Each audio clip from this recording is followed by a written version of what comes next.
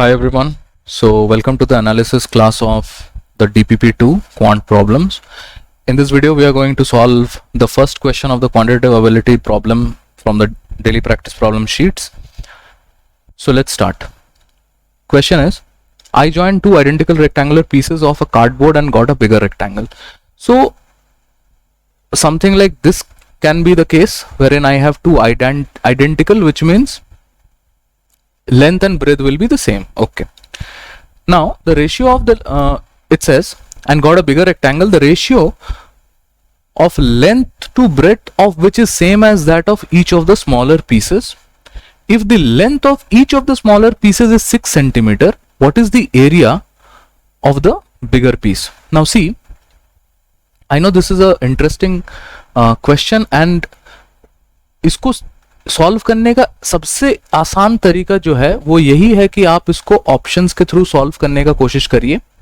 ठीक है, तो पहला जो कहता है कि दोनों आइडेंटिकल हैं तो ऑब्वियसली लेंथ जो है दोनों का 6 होगा और ये गिवन है. अच्छा, इसको सॉल्व करने से पहले एक चीज मैं आप लोगों को बताना चाहता हूं और आप लोगों को समझाना भी चाहता हूं कि हम लोग एज्यूम हमेशा करते हैं कि length is always greater than the breadth. ये एक कन्वेंशन मैं कह रहा हूं कि this is a convention, this is not a rule.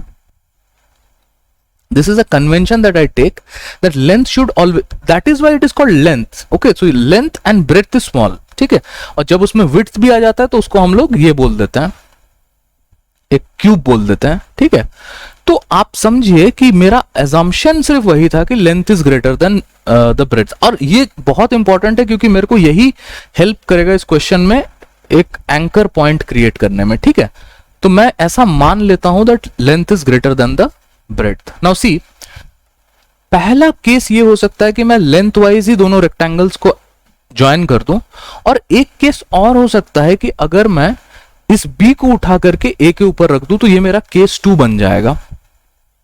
ठीक है,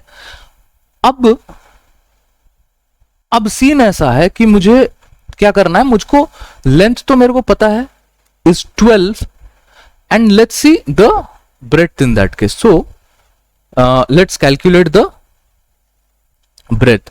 And how will we calculate the breadth? We will assume some values from the options. Okay, so the best idea for me to assume is कि I will take any of the options. I'll start from the, मैं last से start करता हूं, तो मैं C को ही पकड़ूंगा और मुझे पता है L into B is equal to area, that is 36√2 मैंने assume किया है, और length in this case is 12 into b is equal to 36√2. और इसको अगर जैसे ही सॉल्व करोगे तो you will get 12 3s, so b will get 3√2. अच्छा, नाउ एक सेकंड के लिए थोड़ा ध्यान से समझिए, ये प्रॉब्लम ना अब सॉल्व हो चुका है. ठीक है, लेकिन मैंने आपको दो चीजों के बारे में बताया है कि केयरफुल रहना है. पहला चीज क्या केयरफुल रहना है कि कन्वेंशन ये है कि length will be greater than the breadth, और अगर ये लेंथ 6 है और ब्रेड्थ 3√2 आया है, ठीक है, तो जब मैं इसको उठा करके on top of it place करता हूं, ठीक है, जब मैं इसको उठा करके on top of it place करता हूं तभी भी तो ये 3√2 ही रहना चाहिए. आप चाहो तो आप ट्राई कर सकते हो कि आप एक बार उसको ब्रेड्थ मतलब अलग से आप अगर करो तो उसको और कैसे कर सकते हो, आप एक बार ट्राई कर सकते हो. लेकिन आइडिया वही है कि इसी क्यूब को रादर इसी स्लैब को उठा करके आप इसके ऊपर रख रहे हो, तो जब आप इन दोनों को ऐड करोगे 3√2 सो ये दोनों ऐड होकर के 6√2 बन जाएगा. ठीक है, I hope this make sense, ये बहुत इंपॉर्टेंट चीज हम लोग अब करने वाले हैं. तो अब हम लोग क्या करेंगे कि बिग और स्मॉल का थोड़ा सा कंपैरिजन करेंगे, क्योंकि हमें हमारा रेशियो, देखो हमें जो भी हमने कंडीशन उठाया है ऑप्शंस के थ्रू, हमें उसको कंडीशन के थ्रू हम चेक करना है कि वो कंडीशन को सेटिस्फाई करता है कि नहीं. और कंडीशन यही कहता है कि L/B का जो रेशियो है दोनों का वो सेम आना चाहिए. तो पहले हम लोग इस केस को चेक करते हैं. तो पहला केस क्या है कि जब हमने उनको लेंथ वाइज ऐड करा है, that is L/B is 12/3√2 L/B, और छोटे वाले का रेशियो क्या होगा 6/3√2. तो ये तो नहीं मैच करेगा ऑब्वियसली.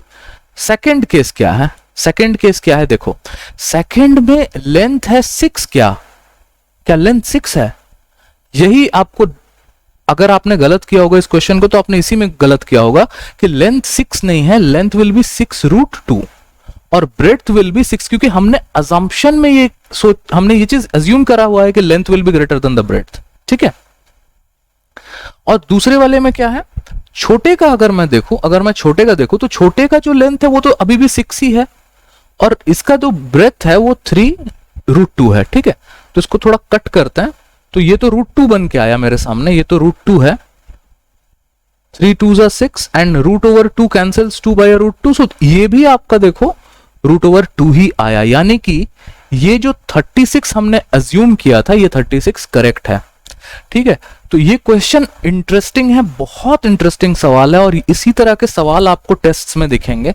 और देखो मैंने 5 मिनट ले लिया आपको समझाने के लिए, लेकिन ये क्वेश्चन जो है ना, ये अगर आपको अभी भी नहीं समझ में आया ना तो इस वीडियो को छोड़ो, इसको आप बैठ करके यही करते रहो। Your only task is कि you have to see whether this arrangement is equal to this arrangement, एक के ऊपर एक रख के एक के ऊपर वो करके देखो, ठीक है।